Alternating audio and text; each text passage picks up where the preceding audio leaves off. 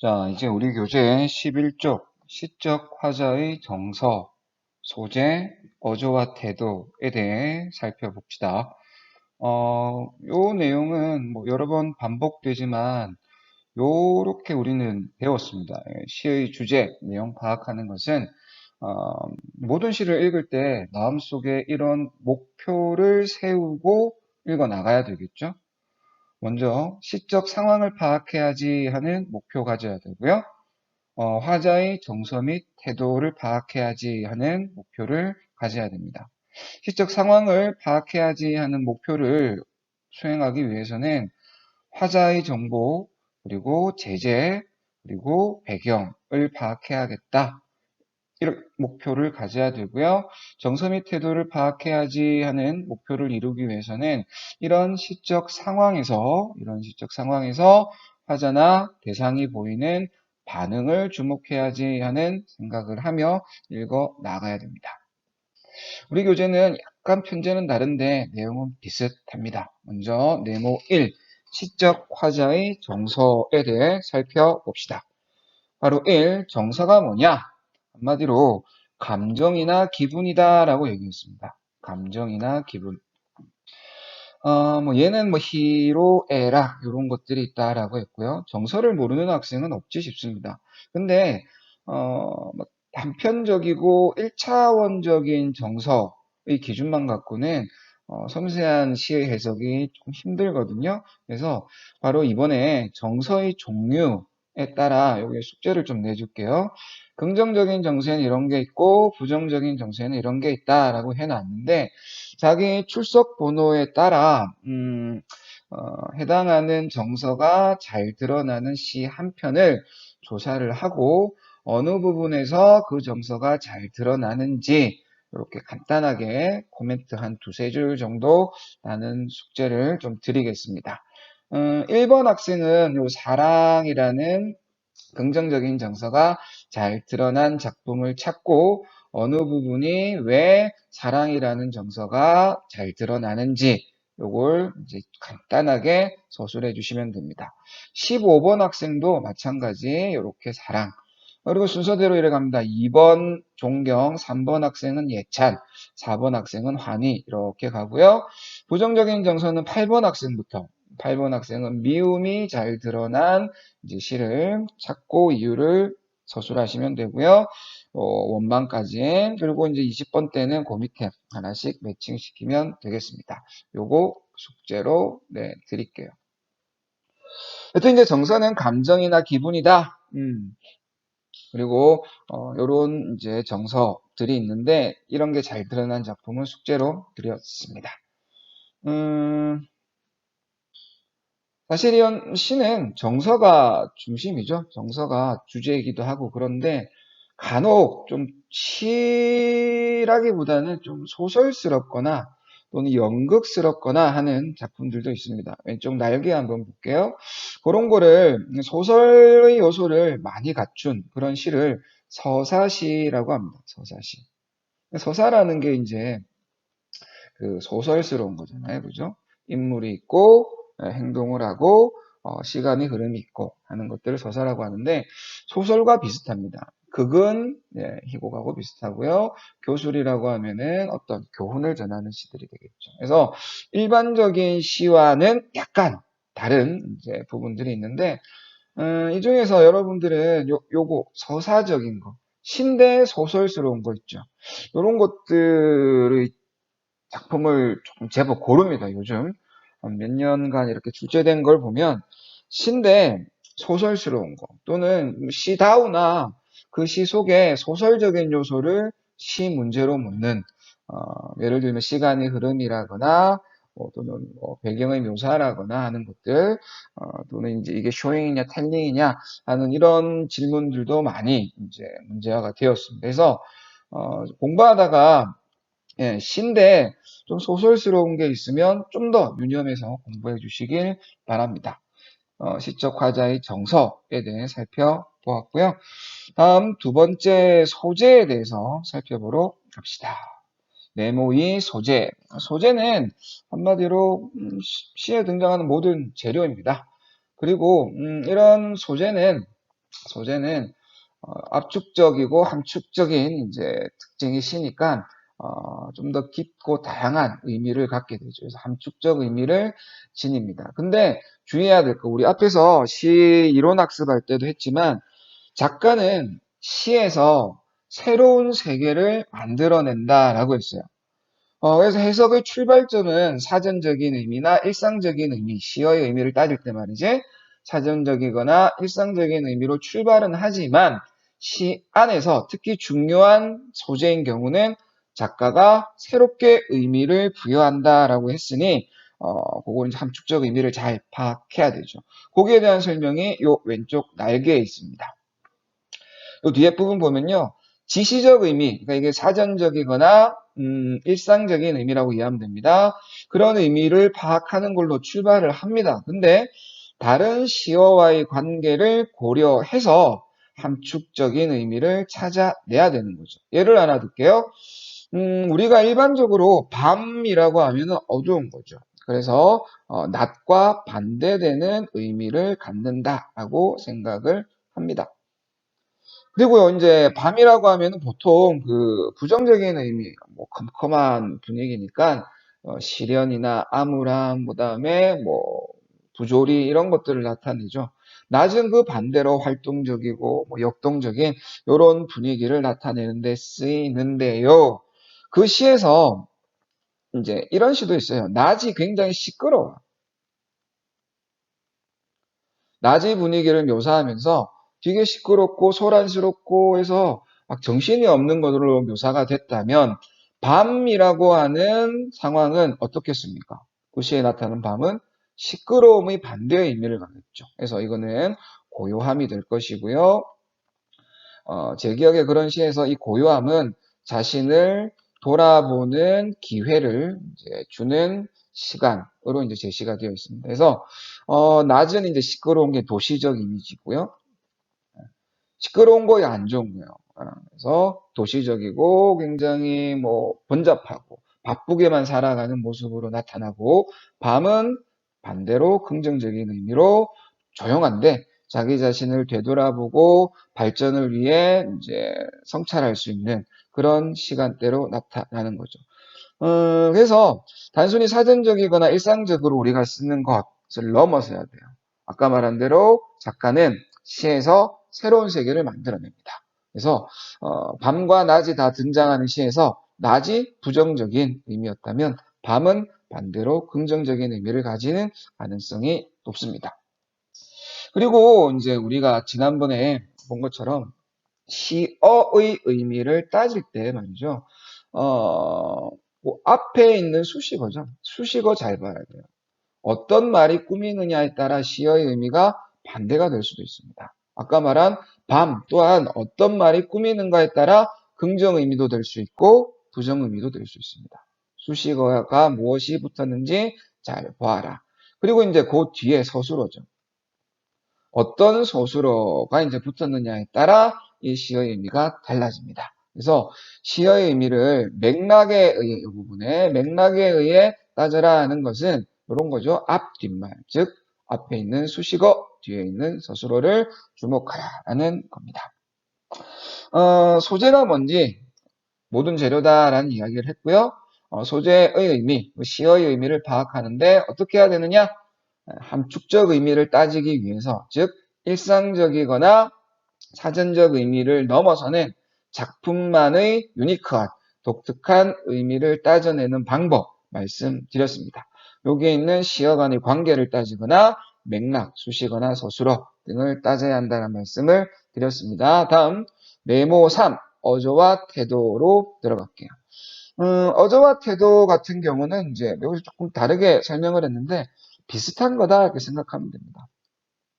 어조는 뭐 똑바로 앉아라는 말을 하더라도 일상적으로는 큰 소리로 굉장히 빠르게 얘기한다면은 좀 화난 어조가 되겠죠. 하지만 똑바로 앉아라는 말을 차분하고 느리게 얘기한다라면은 일상적이거나 뭐 단순히 어떤 사항을 지시를 전달하는 정도의 의미가 될 겁니다. 그래서 어조는 이제 일상생활에서도 보면 이제 높고 낮은 속도 이런 걸로 전달이 되지만 시라고 하는 거는 글로 내용을 전달하는 것이기 때문에 높고 낮음, 빠르고 느림은 전달할 수 없죠.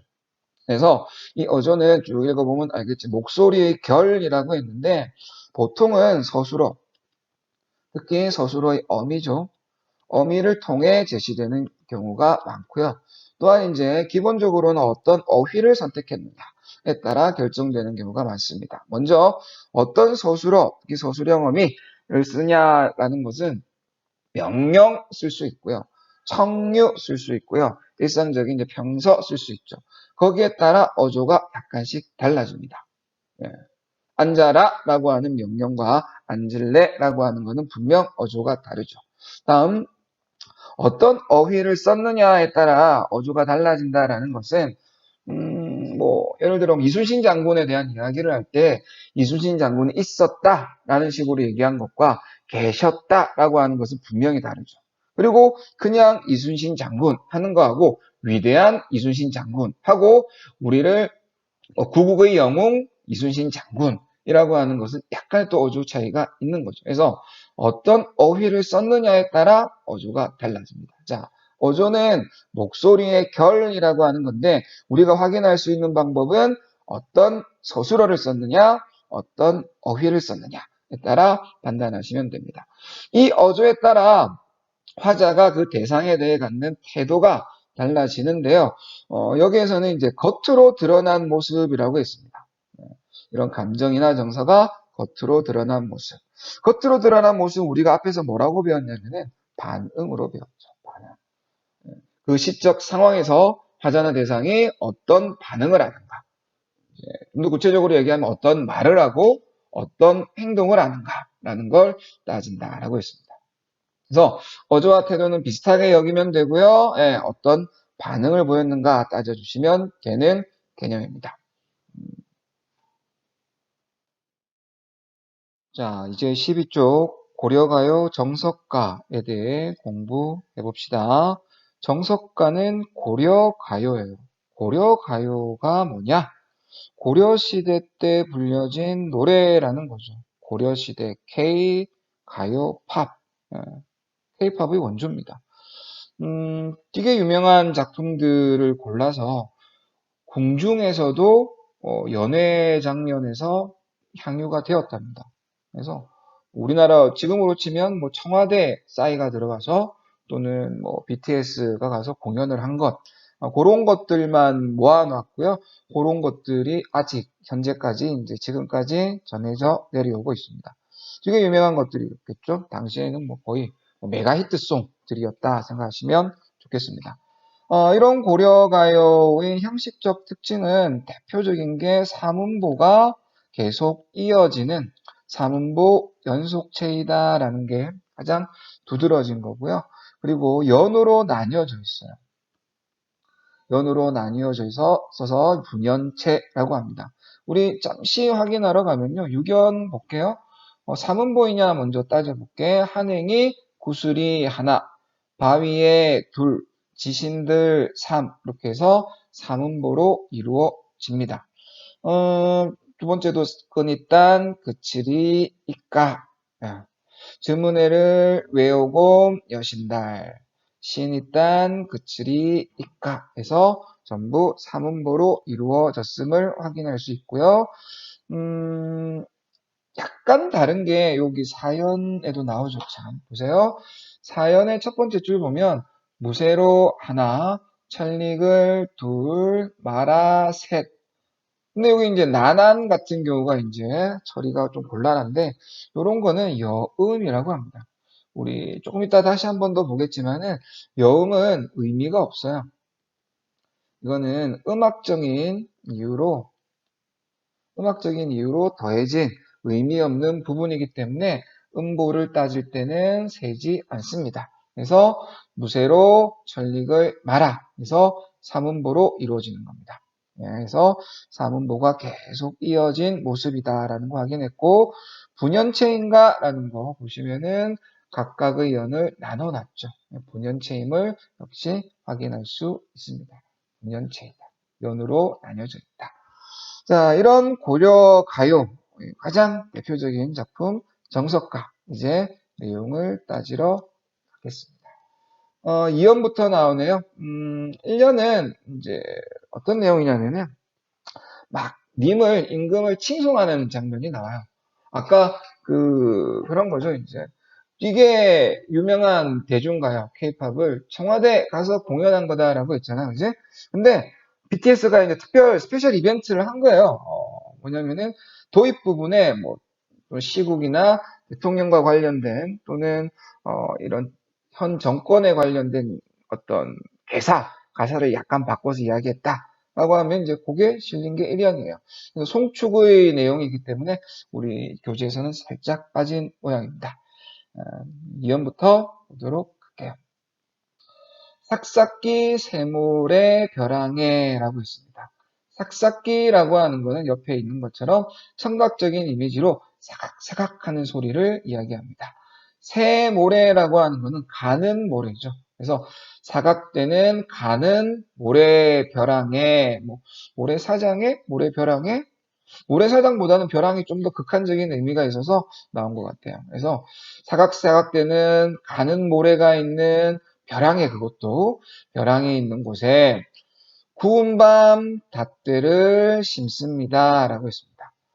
익힌 밤 닷대를 심어서 그 밤이 우미도다 싹이 나야지 유덕하신 님을 여의겠습니다. 라고 했습니다.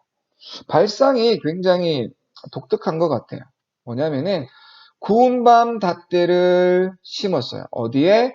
모래사장에.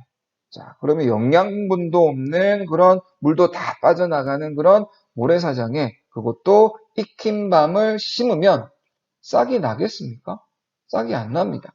근데 싹이 나야만이라고 했으니까 모순이 있고요. 이런 표현을 역설적 표현이다라고 정리할 수 있겠네요. 여튼 모순이 있는 역설적 표현 이런 거 왜 했냐면은 마지막 부분입니다. 그런 상황이 되어야만 님과 이별하겠다라고 했으니까 그런 상황이 오지 않겠죠. 그러니 결국 화자는 말하고자 하는 게 님과 헤어지지 않겠다. 님과 이별하지 않고 영원히 같이 살겠다라고 하는 얘기예요. 그래서 뒤에는 반어적 표현이다라고 정리할 수 있겠네. 역설과 반어적인 표현이 드러났습니다. 하고 싶은 말은 영원히 님과 헤어지지 않을래. 널 보낼 수 없어. 놓치지 않을 거야. 라는 말을 한 겁니다. 사면 가겠습니다. 사면에서는 여기도 독특한 건데요. 옥으로 연꽃을 새겼어요. 그 연꽃을 옥으로 만든 그 꽃을 바위 위에 접주합니다. 네. 바위에다가 접붙이기 한 거죠. 그 옥으로 만든 꽃이 새 묶음이 펴야만, 그래서 이제 이 삼동이라는 거는 아까 말한 대로 한 다발, 두 다발, 세 다발로 해석하기도 하고요. 한 겨울로 해석하기도 합니다. 근데 여기서는 이제 새 묶음 정도가 좀 자연스러워서 저는 새 묶음 정도 해석을 했습니다. 그 꽃이 새 묶음 피어야, 한 세 다발이 피어야 그때 유덕하신님을 여의겠습니다. 라고 얘기합니다. 그럼 이것도 역시 마찬가지. 옥으로 만든 꽃이 핍니까? 못 핍니다. 그래서 이것도 역설적인 발상이 독특합니다. 모순이 있는 거고요. 마지막에 헤어지지 않겠지만 않으려는 의미를 반대로 나타냈으니 반어적 표현 들어옵니다. 사형 갑시다. 무쇠로 천릭을 말아 했습니다. 쇠로 천릭하면 갑옷이죠. 갑옷을 말아. 이거는 재단하여. 재단. 왜 그 재단공들이 오리고 붙이고 하는 그겁니다. 그래서 이제 오리는 거죠. 무쇠로 갑옷을 재단하여 선을 이렇게 만들어서 철사로 주름을 박습니다. 했습니다. 실도 철사로 썼네요. 근데 그 옷이 다 헐어야 그때 유독하신 님을 여의겠습니다. 그것도 마찬가지죠. 그 무쇠로 만든 갑옷이 다 헐어야 이별하겠다라고 했으니까 나는 님과 이별하지 않겠다라는 의도를 나타낸 것입니다. 다음 마지막 6연 가겠습니다. 구슬이 바위에 떨어진들 끈이 끊어지겠습니까? 라고 했습니다. 일단 여기 이제 확인할 거는 서리적 표현 쓰였고요. 마지막에도 서리적 표현이 쓰였습니다. 구슬 옆에 볼게요. 구슬이 떨어지면 쉽게 깨지잖아요. 깨집니다. 이렇게 깨져도 그 구슬을 이었던 끈은 계속 유지가 됩니다. 끈은 계속 유지가 됩니다. 그런 것처럼 말이죠. 그런 것처럼 즈문해를 천년을 외로이 지낸들 아주 오랫동안 이별이 이별했네요. 이별한 상황을 이제 구슬이 깨진 것과 같이 볼 수 있는 거고 신이 딴 끊어지겠습니까? 믿음이 끊어지겠습니까? 끊어지지 않는다라는 얘기고요. 여기서 이제 믿음이 끊어지지 않는다라는 건 아까 그 이제 구슬을 꿰었던 끈을 얘기하는 거죠. 그래서 여기서는 믿음이 님에 대한 사랑이 되겠죠. 믿음과 사랑은 끊어지지 않습니다라고 했습니다. 그러니까 우리가 천년 동안 떨어져 지내도 말이지 당신에 대한 믿음과 사랑은 변함이 없을 겁니다. 라고 이야기한 거예요. 또 마지막 빨간 글씨 한번 보면 화자는 이별을 수용한 것 같아요. 이 부분 보면은 천년 동안 떨어져 지낸다 라고 얘기한 거죠. 일부 수용했어요. 하지만 말이죠. 임에 대한 사랑은 그래서 믿음이죠. 믿음은 변치 않을 것이다. 변함없다. 라는 걸 이야기하고 있습니다. 헷갈리시면 안 됩니다. 이별은 일부 수용한 것 같아요. 하지만 사랑이 깨진 거냐? 아닙니다. 사랑은 계속될 것이다. 라고 이야기한 작품이 되겠습니다. 작품 전체적으로 어때요? 발상이 독특했죠. 어떻게? 말도 안 되는 상황이 되어야 이별하겠다라고 해서 나는 님과 이별하지 않을 거다라는 얘기를 한 거고요.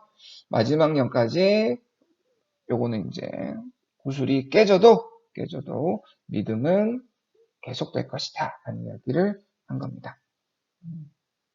퀴즈 하나 보도록 할게요. 제목에 빨간 글씨 이 부분 봅시다. OX 답하시면 됩니다. 대화의 형식을 사용했다 안 했다 답해보세요. 답은 사용 안 했죠. 님 이야기 나오고 하겠습니다. 뭐 이런 얘기. 마치 누구에게 얘기하는 것처럼 들리지만은 다시 돌아오는 말이 없죠. 그래서 대화의 형식은 아닙니다. 두 번째 퀴즈. 시선의 이동에 따라 시상이 전개되었다. 이거 얘기하다가 저거 얘기하다가 왔다 갔다 하죠. 그러면 시선의 이동이 있나? 여기도 시선의 이동은 없는 겁니다. 여기에 나온 거는 실제로 화자가 보면서 얘기하는 게 아니죠. 발상, 머릿속에서 말이죠. 이런 상황이 되어야 헤어지겠다. 이런 상황이 되어야 헤어지겠다. 라는 걸로 했기 때문에 실제로 보는 대상이 옮겨가지 않습니다. 쉽게 얘기하면 화자가 눈알 하나 안 굴리고도 이런 시는 가능하다라는 겁니다. 그래서 시선의 이동은 나타나지 않습니다. 자, 이제 13쪽 문제 풀이 가봅시다. 1번 윗글의 이 사연의 내용을 다음과 같이 이해하고자 한다. 글의 내용을 바탕으로 A, C에 들어갈 적절한 말을 쓰고 이 사연 전체의 함축적 의미를 나타낼 수 있도록 D에 들어갈 적절한 말을 쓰시오라고 했습니다. 우리 수업 중에 정리가 됐던 건데요. 2, 3, 4연 내용에 먼저 요 2연 내용 볼게요. 무엇을 모래 벼랑에 심어 싹이 튼다면 이별하겠다라고 했냐? 밤이죠, 밤. 예. 밤인데 구운 밤, 익힌 밤을 심어서 싹이 튼다면 이라고 했습니다. 다음 3연에서 옥으로 색인 연꽃, 옥을 깎아 만든 연꽃을 바위에 접붙여 거기에 꽃이 피면 이제 이별하겠다. 말도 안 되는 역설적인 발상이라고 했습니다. 사연의 내용, 무쇠로 마름질하여 철사로 주름을 박아 만든 천릭. 이거는 이제 뭐 이런 것들이 모두 한다면 쇠로 만든 갑옷, 철사 실까지도 쇠로 했는데 그게 모두 달아 없어진다면 님과 이별하겠다라고 하는 내용입니다. 이 발상이 굉장히 독특하다라고 했는데 그래서 한번 정리를 하면 이렇게 할 수 있을 것 같아요. 시적 발상이 불가능한 명제를 이야기를 했다. 그러니까 이건 모순이 있으니 역설인 거고요. 다소 과장스럽습니다. 이런 상황을 조건으로 제시하고 결심을 해요. 뭐라고 결심하냐면 님과 이별하겠다. 여의겠습니다. 라고 얘기를 합니다. 우리 이거 앞에서 정리했죠. 이거 뭐야? 결국 반어라고 정리를 했습니다. 이거 반어. 헤어지기 싫다라는 말을 이렇게 얘기한 겁니다. 그래서 이걸로 결국 얘기하고 싶은 게 뭐냐? 덕망록부시님과 이별하지 않고 영원히 함께 하겠다라는 이야기를 하는 겁니다. 이게 주제가 되겠죠. 함축적 의미 찾아뵙습니다. 여기서는 이제 시적 맥락을 이제 특이한 발상으로 전개된 것을 살펴본 거죠. 2번 가겠습니다. 다음은 윗글 유견에 대한 설명이다. A, B에 들어갈 말을 쓰시오. 유견은 우리가 마지막에 봤던 구술, 끈, 요거 봤던 거. 유추적 발상에 의해 구성된 노래이다 라고 했습니다. 유추 우리 앞에서 공부했던 거죠. 유추 알아야 됩니다. 뭡니까? 서로 다른 두 대상 사이의 유사성을 근거, 기반으로 해서 하나에서 다른 하나에 확대 적용하는 거. 그래서 어떤 미래의 상황이나 또는 추상적인 내용을 설명할 때 자주 쓰이는 것이고 비유와도 유사한 것이다 라고 했습니다. 그래서 역설은 사고의 방법, 생각의 과정이고요. 비유는 표현 방식이다 라는 것까지 정리를 해드렸습니다. 자, 이런 유추적 발상에 의해 구성된 노래이다 라고 했습니다. 어떻게 이어지느냐? 일단 머릿속에는 이제 요게 떠올 것 같아요. 그림을 하나 갖고 와볼까요? 예. 목걸이의 끈과 요 구슬이라는 것을 이별과 믿음, 사랑이라는 것과 이제 대응시켜 놨죠. 그래서 다시 오면은 글로 정리된 거 아까 그림을 떠올리면서 같이 보도록 합시다. 화자는 자신과 이미 이별한 상황과 끈에 꿰어있던 구슬들이 바위에 떨어진 결과 그 구슬들이 한 상황 깨진 거죠. 깨진 상황을 나란히 제시한다. 그럼 서로 다른 두 대상은 뭐죠? 화자와 님의 관계와 목걸이가 되겠죠. 이걸 서로 다른 두 대상이 나옵니다. 요거 하나, 요거 하나. 이렇게 두 대상. 이를 통해 구슬이 바위에 떨어져도 구슬을 꿰은 끈이 끊어지지 않듯이 자 구슬의 상황을 어디에 자신과 자기와 님의 관계 즉 자신과 님이 헤어져 있다 하더라도 무엇은 믿음과 사랑은 여전할 영원할 것이다 라는 소망을 노래했다. 유추 적용하시면 돼요. 목걸이라고 하는 것을 목걸이를 이제 나와 임의 관계에 확대 적용한 거다. 속성을 보면 이런 거죠. 목걸이의 속성은 구슬이 이렇게 깨져도 그 구슬을 꿰고 있는 끈은 계속 유지된다. 이건 없어져도 이건 유지된다. 라는 것을 어떻게 님과 이별해도 이제 몸이 떨어져 있어도 이 말이죠. 뭐 믿음과 사랑은 유지된다. 이렇게 하나씩 대응이 됩니다. 이런 것처럼 이별해도 이거는 유지될 거다. 이렇게 적용을 했죠. 유추적 사고 한번 살펴봤습니다. 그러면 이제 우리 앞에서 배운 대로 한다면 이런 표현법 뭐라고도 얘기할 수 있어요? 비유가 쓰였다 할 수 있죠. 3번 문제 갑시다. 윗글의 시어에 대한 이해 적절한 걸 골라라 라고 있습니다. 기억부터 한번 살펴볼게. 이연의 세몰의 벼랑과 사면의 바위 위는 생명이 존재할 수 없는 환경을 의미한다. 어때요? 그렇죠. 예, 심어도 싹이 안 나는 거죠. 그리고 바위 위에 거기 생명이 살 수 없는 거예요. 그래서 꽃을 피울 수 없는 공간이니까 적절하고요. 니은 이연의 군 밤과 자연의 무쇠로 재단한 천릭은 가보시죠. 생명력을 잃어버린 존재를 표상한다. 구운 밤은 이제 싹이 안 나는 거니까 생명을 잃어버렸다라는 설명 적절한 것 같아요. 그럼 사연의 무쇠로 재단한 천릭은 생명력 이건 관련이 아니죠. 굉장히 튼튼한 거죠. 잘 달아 없어지지 않는 것. 그런 소재를 의미하는 것이지 생명력과는 관련이 없습니다. 다음 디귿가죠. 사면의 옥과 육연의 구슬은 매우 귀하고 값진 것을 나타낸다라고 했습니다. 옥이 나온 거 맞아요. 근데 이 옥은 뭐냐면은 꽃이 피지 않는 거죠. 그래서 옥이라고 하는 거는 무생명성. 생명이 없는 것을 이제 꽃이 피지 않는 것을 갖고 오기 위해서 옥이라는 걸 갖고 왔고요. 구슬을 갖고 온 것은 물론 뭐 귀하고 값진 것일 수도 있지만은 여기에서는 뭐였습니까? 깨지기 쉬운 것을 이야기하는 거죠. 그래서 깨지기 쉬운 대상을 갖고 오는 것을 갖고 오기 위해 구슬을 가지고 온 겁니다. 그러니까 이거는 다 틀렸네요.